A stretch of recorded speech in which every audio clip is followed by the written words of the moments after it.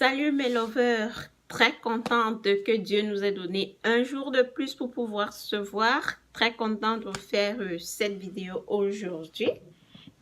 Aujourd'hui, nous n'allons pas parler de beauté, visage, corps et tout, mais nous allons parler de la beauté du cœur. En fait, quand je parle de la beauté du cœur, c'est qu'au bout de la petite histoire que je vais vous raconter, il y a une petite leçon au bout. En fait, c'est une énigme, quelque chose qui m'a beaucoup amusée quand quand je suis allée en vacances au Cameroun. Bref, j'ai une petite nièce, une grande nièce qui vient. Elle me dit, oh, Tata, tu n'as même pas changé. Je dis, ah bon? De quoi? Qu'est-ce qui aurait dû changer sur moi? Pourquoi est-ce que j'aurais dû changer? Elle me dit, oui, tu n'as pas changé. Tu n'as pas changé de teint, tu n'as pas changé de voix, machin. Je dis, mais bon, pourquoi je devrais changer mon teint ou ma voix?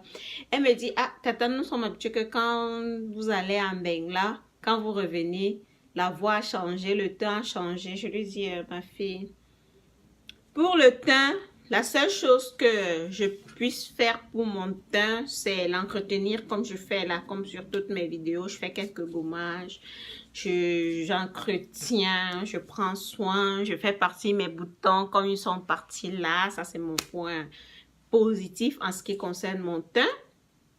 Et elle me dit, la voix, ah, si c'était moi, j'aurais même déjà changé la voix, comme je vois, elle prend là, ce qu'elle parle déjà avec un peu d'accent. Je me voyais pas rire, c'est ce que j'ai fait, j'ai ri comme j'ai ri là. Je lui dis, pour ma voix, oublie, ma voix ne va jamais changer. Elle sera toujours la même, Basile aura toujours sa même voix. Et il me dit, je sais pas pourquoi, parce que tu vas en Europe, tu changes. C'est vrai, certaines personnes changent la voix sans le vouloir. Peut-être tu vis avec des gens qui ont un accent particulier et ça t'amène à parler comme eux. Ou alors, bon, il y a tellement de raisons que je connais pas, mais pour moi, ça ne compte pas arriver. Ça ne compte pas arriver. Pourquoi? D'ailleurs, j'ai changé une seule chose, la langue. Maintenant, je parle plus anglais que français.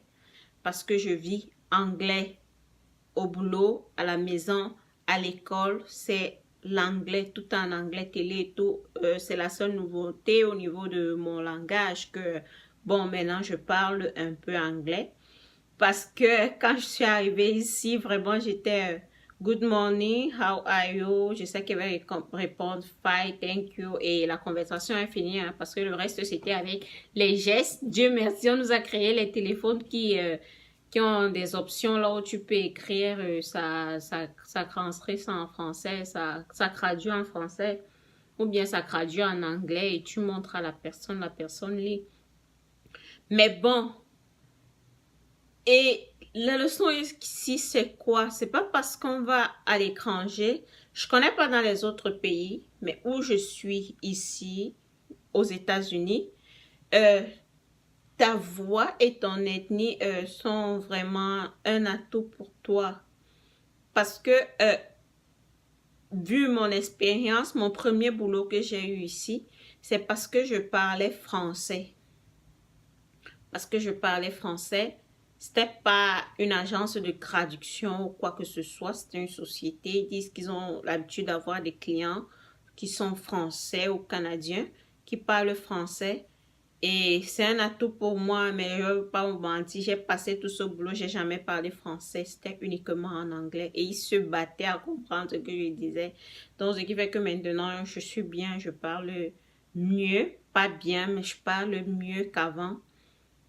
Et qu'est-ce qui est l'ethnicité? Pourquoi? Ici, aux États-Unis, quand tu es africain, tu as tes papiers, tes kaolo, comme on appelle, et tu cherches le boulot, je t'assure, tu as un privilège que certains que je ne voudrais pas, que je ne vais pas prononcer, mais tu as un privilège parce que tu es africain. On sait que les Africains sont battants, travailleurs, Donc, quand tu arrives, tu dis, je suis africaine. On te demande sur papier, Black American, African American, tu dis African, Black African American. Donc, tu as cet atout-là parce qu'ils savent que toi, tu ne blagues pas avec le travail. Nous ne sommes pas comme ceux que nous trouvons ici. Elle m'a parlé de changement. Mon changement pourrait être peut-être en quittant, je n'avais aucun business au pays. Peut-être maintenant mon changement serait d'avoir un business au pays. Mon changement pourrait être d'aider bien plus de personnes que je ne le faisais avant. Mon changement pourrait être dans plusieurs autres choses. Mais ne pas me dire, j'aurais dû changer ma voix. Ça m'amuse toujours. Quand elle me dit, j'aurais dû changer ma voix, j'aurais dû changer mon teint. C'est pas le teint et la voix qui... Quand nous venons ici, c'est pas pour changer la voix et le teint. C'est pour l'argent. Hein? C'est pour la qualité de vie, pour l'argent, pas pour... moi, je suis là pour l'argent. Il ne faut pas se mentir, je suis là pour l'argent, la qualité de vie. Et je peux me vanter. Vante-toi d'être africaine. Quand je me vante d'être africaine ici avec mon niveau d'études, ils sont ébahis. Quand j'arrive à l'école, là, on donne des exercices et tout ça. Là. Je fais ça comme moi. Mais je dis, puisque ici, ils n'acceptent pas nos diplômes. Rares sont les diplômes qui sont acceptés. Donc, tu arrives ici, on veut te faire reprendre, mais quand tu vas composer, ils sont surpris que non, tu avais raison, tu ne devrais pas faire cette classe et tout. Gardez votre ethnicité, gardez votre intégrité africaine, gardez cette différence que vous avez là par rapport aux autres. Quand nous arrivons ici, montrons que nous sommes africains. Dans d'autres pays où le racisme est vraiment très perçant, c'est vrai ici il y a le racisme, mais c'est un peu plus mixte. Et comme c'est mixte là, il y en a tellement, ici il y a tellement de races, d'ethnicités. Il y a les Indiens, les Mexicains, les Noirs américains, les Noirs africains, même comme on nous appelle tous Noirs américains. Les Noirs africains, Noirs américains, les Blancs américains, les Blancs européens. Donc c'est tellement, mais quand il faut le travail là, on sait, dans les hôpitaux ici, comme moi je vais dans le domaine de la médecine, les grands médecins ici, ce sont des Africains. Tu arrives là, ce sont des Ghanéens, comme le gynéco qui m'a fait accoucher, c'est une Ghanéenne. Bon, pas celle qui m'a fait accoucher, mais qui m'a suivi pendant un temps. Elle est Ghanéenne. Il y a des Nigérians, les grands médecins sont des Nigérians, des Camerounais. Moi, je connais des gynécos ici qui sont Camerounais. Donc, des grands spécialistes ici sont africains. Pourquoi on nous donne cette place-là? Parce que tu as gardé tu arrives, tu trouves celle-là. C'est son accent qui te dit qu'elle est africaine. Hein? C'est son accent qui te dit que ça, c'est ma soeur. C'est son teint peut-être, truc qui va te dire aussi que bon, c'est ma soeur ou alors pas vraiment le teint, mais son accent te dit que that's my sister, that's my brother. Donc là, tu sais où tu es. C'est juste la leçon dans ça, c'est que vraiment, quand nous venons ici, et moi j'ai remarqué, peut-être c'est dans d'autres pays, mais ici, les Africains vraiment gardent... Je ne vois pas des Africains qui changent leur voix. Quand tu vois celui-là, tu reconnais que c'est lui-là. Tu vas juste lui demander que d'où est-ce que tu es.